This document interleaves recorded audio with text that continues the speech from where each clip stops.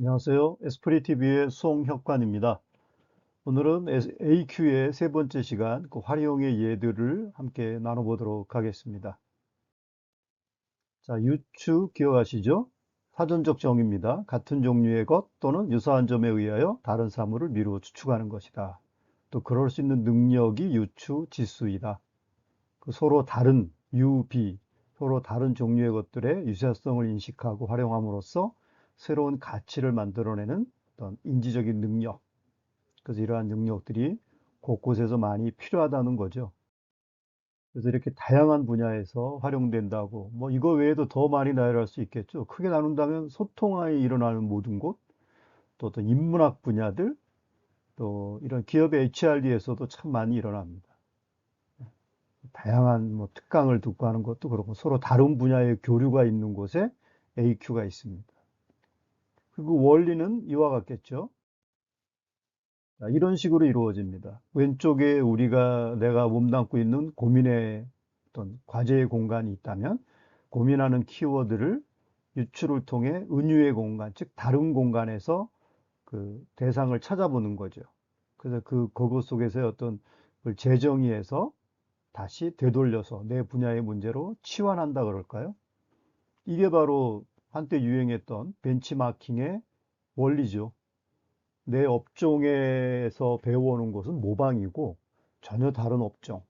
예를 들면 제가 BTS라든지 또 제가 어떤 뭐 미국의 다른 뭐 어떤 IT라든지 뭐 챗 GPT 같은 AI 분야라든지 그런 곳에서 뭔가를 배워오는 거죠. 다른 강사에게 배우는 것은 뭐 베끼는 거죠. 그래서 이것이 진정한 AQ식의 어떤 더 내밀한 메커니즘이 아닐까. 그래서 이걸 통해서 뭐 글 쓰는 이도, 말하는 이도, 뭐 설교하는 분들도 보면 많은 예화들을 쓰잖아요. 그래서 예수님과 부처님이 거의 뭐 용어 상박이 아니실까. AQ 수준에 있어서. 또 그 다음이란 뭐 이솝. 이솝에 그 많은 우화들이 없었다면 우리가 우리의 자녀들을 어떻게 키웠을까요? 그 깊은 삶의 지혜들, 의미들을 어떻게 전달할까요? 이솝의 우화가 큰 도움을 준 거 아니겠습니까? 이렇게 AQ는 어떤 바람직한 성장과 또 학습에 큰 밑거름이 되는 기초 역량이라 하겠습니다. 나와 봄날의 약속이라는 영화가 있었습니다. 제가 아주 인상 깊게 봤던 작가주의 영화라고 볼 수 있겠는데, 거기에 보면은, 두 남녀의 사랑이 그려지는 부분이 있는데, 거기에 그 콤파스 사랑이라는 게 표현이 되던데, 그 어느 시인의 시처럼 소개되는데 제가 찾을 수는 없었습니다. 한번 소개해 드리겠습니다. 이런 모든 인문학의 어떤 뿌리에, 이런 창작에 AQ가 깔려있던 하나의 작은 예가 되겠습니다. 우리의 영혼이 둘이어야 한다면 견고하게 붙어 있는 콤파스의 두 다리 같아야 합니다. 그대의 다리는 고정된 다리, 움직이는 기척도 보이지 않지만 다른 다리가 움직이면 따라서 움직이죠. 그대도 그런 존재가 돼 주세요. 나는 비스듬히 달려야 할 다른 다리, 그대가 굳게 서 있어야 내가 그리는 원이 바르고 내가 떠났던 곳으로 되돌아올 수 있습니다. 제가 기억하는 사랑에 대한 많은 시 중에 가장 깊이 있는 뭔가 재해석해 볼 수 있는 그런 여지가 많은 그런 정해진 답, 정답이 아니라 각자의 상황에 맞는 good answer, 선답을 찾게 돕는 아주 의미 있는 시였다고 여전히 또렷하게 기억을 합니다. 이런 것들이 이제 AQ가 발휘된 결과가 아닐까. 여러분 잘 아시는 아인슈타인의 상대성 원리 공식이죠. 에너지는 mc 제곱이다. 에너지는 질량의 빛의 속도를 의미하는 상수 c의 제곱과 같다. 이렇게 되는 거죠. 자, 이러한 뭐 물리학의 현대 물리학의 신교를 열었던 아인슈타인의 공식에서 우리는 뭐 내 삶의 어떤 내 자신의 성장과 변화에서 배울 건 없을까요? 이것도 우리가 이런 식으로 자기 개발이나 성장을 위한 하나의 공식으로 치환할 수도 있을 것입니다. 이렇게 배우는 거죠. 아, 우리가 만일에 삶에 있어서 빛의 속도로 행동하고 실천한다면 망설이지 않고 빠르게 많은 변화의 어떤 주변 변화들을 따라잡고 적응하면서 이렇게 행동하고 실천한다면 나는, M인 나는 엄청난 에너지로 전환된다. 즉, 놀라운 성과로, 새로운 나로, 이런 의미로 해석할 수 있는 거죠. 정답이 아닌 선답의 세계가 바로 그런 답을 찾는 것이 AQ가 아닐까 생각합니다.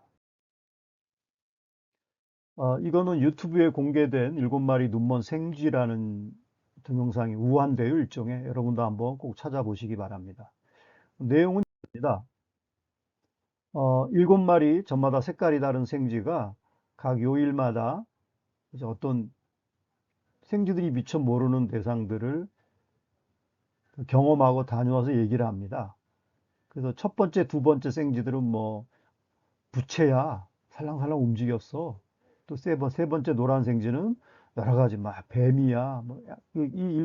총 6마리 생쥐들의 경험은 뭐 이렇습니다. 뱀이야, 밧줄이야, 부채야, 낭떠러지야, 뭐 등등등등. 이제 우리의 주인공 하얀 생쥐는 이제 마지막 7번째 순서인 거죠.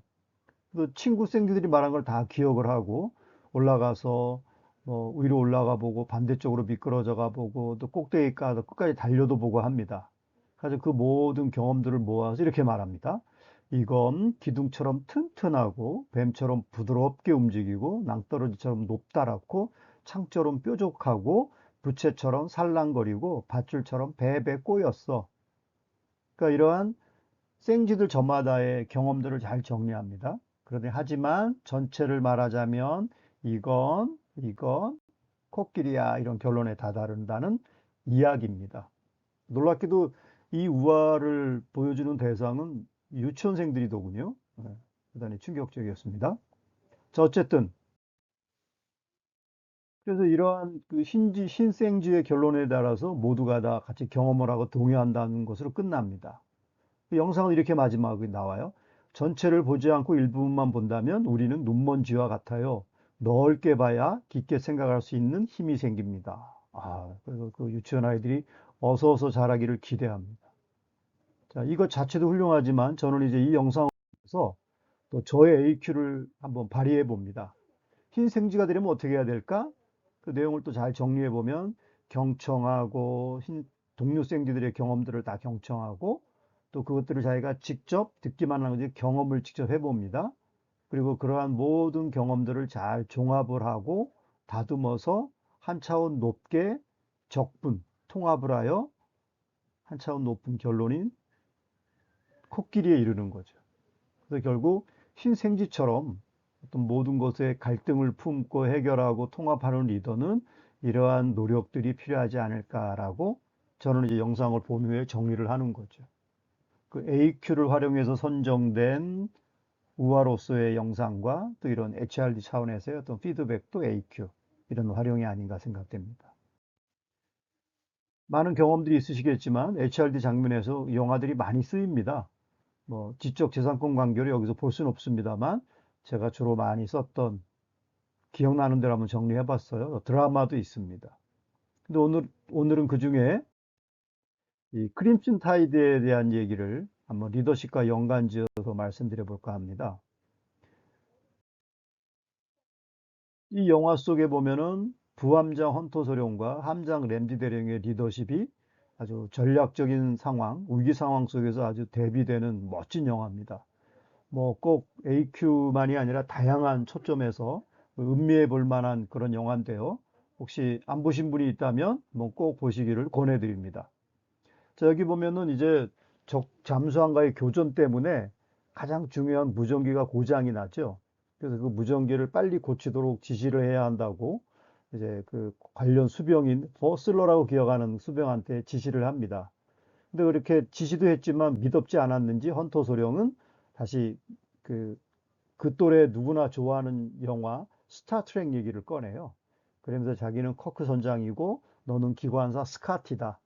그래서 지금 필요한 것은 굉장히 빠른 그런 속도를 내야 하는 거니까 네가 바로 그 기관사처럼 빠르게 속도를 내서 이 무전기를 고쳐야만 혹시 발생할지도 모른 핵전쟁을 막을 수 있다.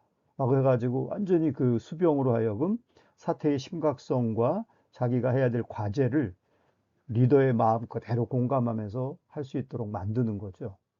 그 헐리우드 영화에서는 이런 장면들이 종종 나옵니다. 뭐 스포츠 영화의 감독이나 코치들, 또 이런 전쟁 상황에서 여러 리더들 얘기를 보면 꼭 이러한 AQ적인 어떤 모습을 보여주는 리더십, 이런 걸 많이 만날 수 있게 되는 거죠. 곳곳에서 AQ는 장면을 지배하면서 좋은 효과들을 보여주고 있습니다. 자, 끝으로 제가 젊은 날, 뭐 지금도 젊습니다만 더 젊은 시절에 인생에 대해서 한번 AQ 차원에서 정리했던 거를 소개해 드릴까 합니다. 30년 초반에 저희 스승이신 분의 어떤 인도로 제가 뭐 뉴사이언스나 현대 물리학이나 뭐 카오스 이론, 양자역학 등등의 것들을 이제 독서를 통해 학습한 적이 있는데요. 그 독서 후에 제 나름대로 한번 내린 결론이 인생은 의지에 의해서 붕괴되는 파동함수의 프랙탈이다라는 것입니다. 좀 뜨악하신가요? 네. 아마 그런 현대 물리학과 관련된 독서가 기억나시는 분은 뭐 동의할 수도 있을 것 같아요. 제 딴에는 그 당시에 꽤나 아주 심각하게 그동안의 이러한 양자역학과 카오스 이론에 대한 학습을 결론 지으면서 내린 것이었거든요. 아니, 그 뜬금없이 현대 물리학에 대해서 독서한 사람이 그거를 인생에 적용을 해서 정의를 했다? 돌아보면 그 당시에 제가 AQ를 발휘한 것이 아닌가 한번 생각해 봅니다.